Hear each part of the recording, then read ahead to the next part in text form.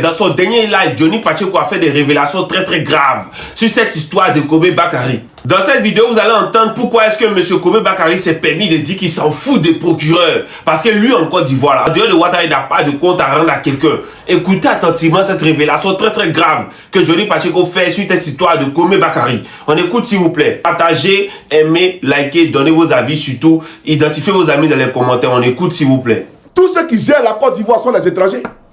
Des étrangers ennemis du continent africain. Des étrangers ennemis du continent africain. Parce que, ne disons pas que parce que telle personne est burkinabé, c'est tout les burkinabés. Non, les burkinabés actuellement où je vous parle, sont dans un combat panafricain. Un combat de libération totale du continent noir. Mais il y a des burkinabés tels que Ouattara qui sont à la solde de l'oligarchie occidentale. Et c'est de ça qu'il s'agit. Donc nous allons aller en profondeur. Alors, il y a un monsieur qu'on appelle Kobe Bakary. Kobe Bakary qui est devenu aujourd'hui le propriétaire de toutes les terres en Côte d'Ivoire. Qui fait pleurer les Ivoiriens. Celui-là même qui est au-dessus de la République. Mais j'ai dit aux Ivoiriens, arrêtez de vous leurrer. Arrêtez de vous mentir à vous-même. Kobe Bakary là, personne ne pourra gagner un procès face à ce dernier en justice. Jamais de la vie. Il n'y a pas un Ivoirien, fut-il ministre, qui peut gagner un procès face à ce dernier-là. Parce que son grand frère, le financier d'Alassane Ouattara, son grand frère, comme SCC, là, il est le financier d'Alassane Ouattara. C'est pour lui l'hôtel Radisson Blu. Quand vous quittez l'aéroport d'Abidjan, à Port-Boué, là, il y a un hôtel, le premier hôtel que vous voyez à votre droite, là, c'est pour le grand frère de Kobe Bakary. Ah, ça vous comprenez? C'est un Malien. Et c'est lui que Ouattara utilise pour financer des terrors pour aller contre Assimi Goïta et contre l'AES. C'est lui là, la manne financière de l'Alassane Ouattara.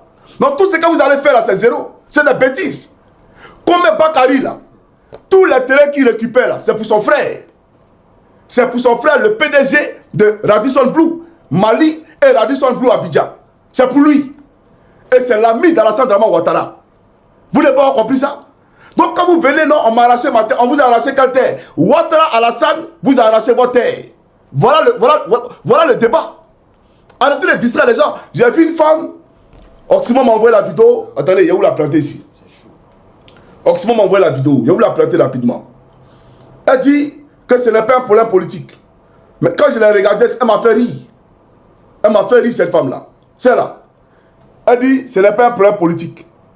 Ce n'est pas un problème politique. Mais si ce n'est pas un problème politique, là, tu fais vidéo pourquoi? Si ce n'est pas un problème politique, tu fais vidéo pourquoi? Va le régler. Règle tout simplement. Mais si tu fais vidéo là, c'est pour que le peuple parle. Et du moment où le peuple parle, ça devient politique. Donc c'est un problème politique. Ne viens pas dire que ce n'est pas un problème politique. C'est un problème politique. D'accord? Parce que dans un état de droit, avec tous les papiers que tu as là, qui démontrent par A plus B que tu es propriétaire de ce lieu là, quelqu'un peut venir casser ton bien et puis le prendre. Si derrière lui, il n'y a pas une force, il n'y a pas une puissance qui est très forte. Mais il le fait parce qu'il n'aura pas de représailles. Il le fait parce que tu ne peux rien créer. Et donc, c'est la République elle-même qui est derrière lui. Donc, celui qui casse vos maisons, là, c'est Alassane Ouattara. Regardez bien la question de Yango. Yango, là, que les Ivoiriens prenaient tranquillement. Où il y avait du confort, la sécurité. Ouattara a vu que les Ivoiriens étaient trop à l'aise. Ouattara a augmenté les taxes de Yango. Mais si tu augmentes les taxes de Yango, là, lui, il ne va pas baisser le prix du transport. Du coup, il a augmenté aussi le prix du Yango. Les Ivoiriens ont arrêté de prendre Yango. Yango aujourd'hui est devenu un luxe en Côte d'Ivoire. Ça veut dire que Ouattara là, tout ce qui rend les Ivoiriens heureux là, lui n'est pas prêt pour ça. Les Ivoiriens doivent être malheureux à vie. Les Ivoiriens doivent être malheureux à perpétuité. Voilà la réalité. Sinon Yango là, quelle est l'utilité d'augmenter les taxes de Yango? C'est pas nous on t'envoie pour prendre crédit. C'est pas nous on t'envoie pour prendre crédit. Vous comprenez? Alassane Ouattara voulait venir au pouvoir à tout prix. À tous les coups, il voulait venir au pouvoir. Il a vendu la Côte d'Ivoire aux gens qui étaient prêts à l'aider à s'installer, bien entendu, au pouvoir. C'est-à-dire que tout ce que les Ivoiriens sont en train de voir actuellement, là, tout ça, c'est du mirage, c'est du folklore, c'est de la fumée. Parce que Ouattara, là, les vrais jus, le vrai lait que la Côte d'Ivoire produit, c'est aux gens, comme les Kobe Bakary, là, qu'il est en train de distribuer. Parce que ce sont ces gens qui l'ont aidé à venir au pouvoir. Et les reconnaissant vis-à-vis d'eux, alors il leur donne la Côte d'Ivoire. Et tant pis pour les Ivoiriens.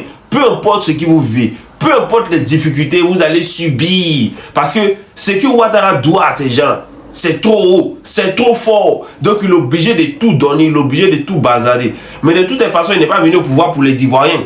Il est venu pour se servir lui. Et comme il est venu pour se servir lui et servir ses grands patrons, donc il profite pour tout vendre. Il voit Yako. On est étranger dans notre propre pays. Mais 2025, octobre, c'est terminé tout ça. Ouattara dégage. On est ensemble, famille.